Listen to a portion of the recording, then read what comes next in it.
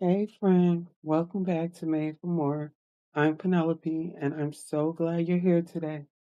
We've been walking through such a powerful journey, stepping into calling, fighting comparison, starting small, pushing through resistance.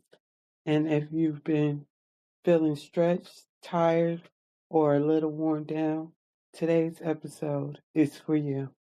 Because purpose isn't just about movement, it's also about rest. And not the kind of rest where you collapse because you hit your limit, but the kind of rest that God invites you into. The kind of rest that restores your soul, strengthens your spirit, and prepares you for what's next. Today, we're talking about why rest isn't a weakness, it's a spiritual strategy. Let's be honest. Rest is hard for a lot of us. We feel guilty for resting. We feel unproductive resting. We feel like we're falling behind for resting. Somewhere along the way, we learned that rest is something you earn, not something you're given. But here's the truth. Rest is not a reward. Rest is a rhythm. God built rest into creation before work ever became hard. Rest isn't a sign of laziness, it's a sign of alignment. Let's look at Jesus. Jesus, the Son of God, rested. He withdrew from crowds. He went into quiet places. He stepped away from the noise.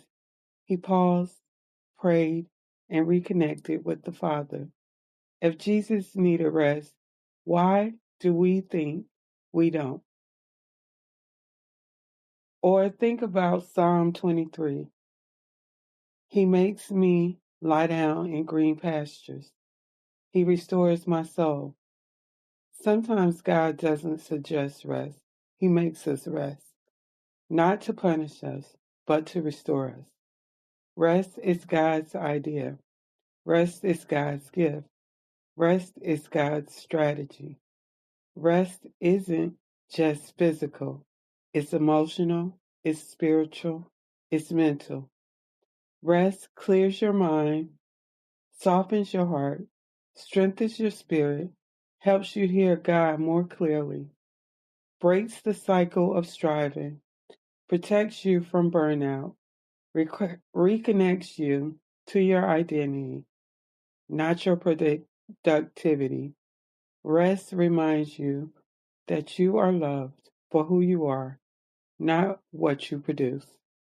You might need rest if you're easily irritated, you feel spiritually numb, you're overwhelmed by small things, you're pushing because not progressing, you feel disconnected from God, you're tired even after sleeping, you're losing joy in what you once loved.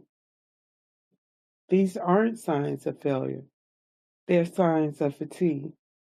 And fatigue is not fixed by trying harder. It's fixed by resting deeper. Here are simple biblical ways to rest without losing momentum. First, rest your mind. Turn down the noise. Limit the scrolling. Create space for quiet. Two, rest your body. Sleep, stretch, slow down. Your body is not a machine, it's a vessel. Rest your spirit. Worship, pray, sit with God without an agenda. Fourth, rest your expectations. Release the pressure to be on all the time. Let God carry what you've been trying to control. Fifth, rest your identity. You are not what you produce. You are who God says you are. Take a breath. Where do you feel tired? Where do you feel stretched? Where have you been pushing instead of pausing? Where is God inviting you to rest? Ask Him to restore you. Ask Him to refill you. Ask Him to give you peace that doesn't depend on productivity. Friend, rest is not weakness. Rest is wisdom. Rest is worship. Rest is how God strengthens you for what is ahead. You do not have to earn rest. You do not have to justify rest. You do not have to apologize for rest. You were created for rhythm, not exhaustion. If this episode encouraged you, share it with someone who's been running on empty.